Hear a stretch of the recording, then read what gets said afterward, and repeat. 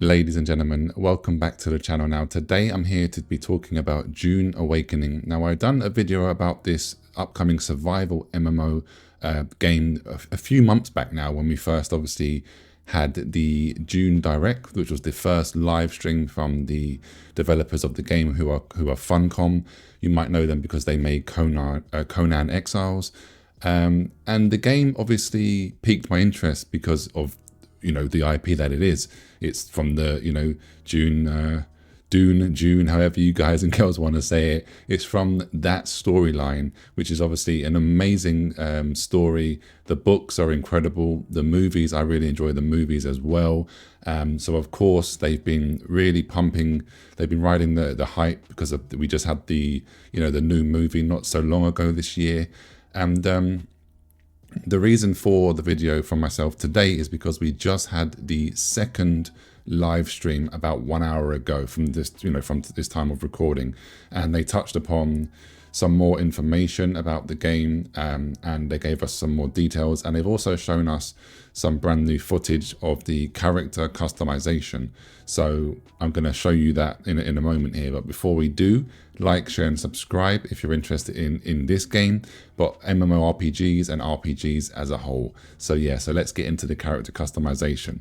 So as you can see right now, there is quite a lot of customization. They have many different presets already available. Nothing new there, of course, we already know that. Most games that have a good character customization have different presets if you don't want to sit in the character creation for about an hour and a half like I normally do. But the good thing is, I know that I'm not alone. I know that there's many of you guys and girls out there that are just like me and spend maybe a little bit too long in the character customization screen, but it is what it is. But yeah, so you have loads of different sliders: arm length, leg length, height. You can even change, your age, how you're looking, freckles, down to like tattoos and birthmarks even. And the interesting thing is you can obviously change your hair, make yourself look very old, and you can even fade the tattoos as well. And then once you've done all that and you've named your character, it gives you this opportunity to then customize your character even further. So you want to choose where you're from, where you're born. And the reason why you do this is because whatever you decide to choose will reflect how NPCs will react to you, how you talk to certain NPCs and stuff like that. And then you can also choose it's not a class, because you can freely change as you play the game. They're calling it mentors. So you need to choose, to begin with, you need to choose who was your first mentor.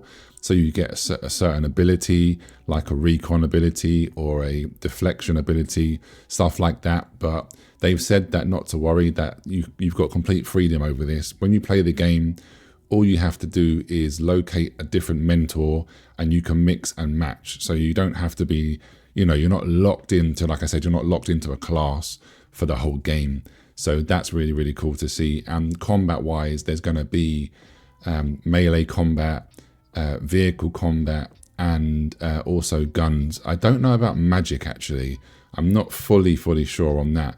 And then the next thing that they was talking about, they spoke about the lore and stuff like that, but I'm not going to delve into that. I'll leave that for somebody else. If you're really, really interested in the lore, because they are doing something a little bit different in the game.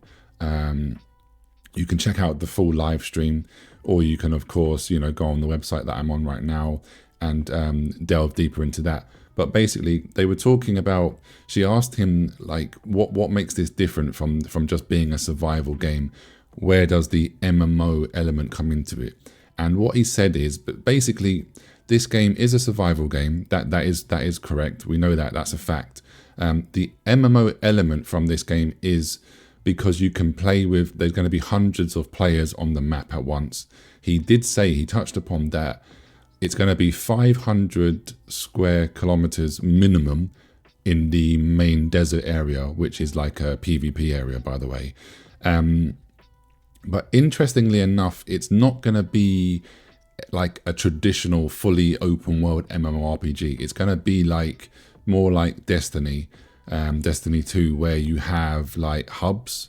There is, like I said, the main desert biome is open world, and it's where there's going to be hundreds of players, but you're going to also have like home hubs where there's going to be 40 plus players are going to be there. Like where you start off is like a hub, you know, a home hub with 40 plus players. You can have guilds as well. And also, this is what intrigued me, and this is what I found quite interesting. In the desert area where there's, like I said, there's going to be a couple of hundreds of players. He hasn't nailed down the specific number yet, but he said hundreds. So let's just go for 200, just argument's sake. Let's say 200 players on this desert biome.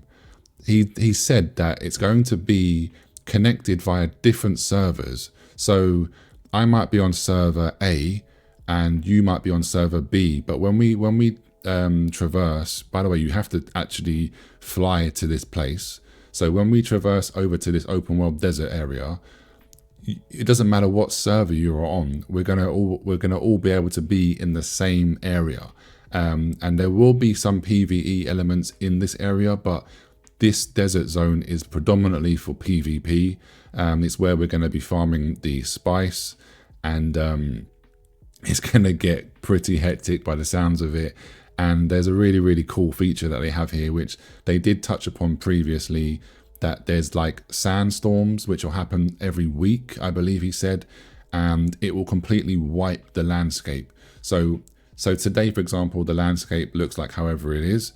Then we have the sandstorm, it completely wipes it, and then it basically the next day we go back there and it's completely different. It's changed, everything around it has been changed.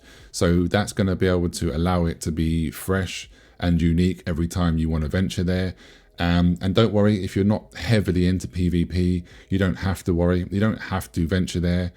You can go to these other biomes, which are, like I said, hub-based kind of biomes where there's like a city, which is a peaceful zone. You can even go dancing. There's clubs, there's bars, there's places to hang out and be social, basically. And of course, you can build like any other survival game. You can build your bases and stuff in your safe areas. So don't worry about that. You're not forced to have to go and hunt spice. If you don't want to be one of those players, then don't worry about it. Don't fret too much. Let your other guild mates go ahead and do all of the fighting and PvP.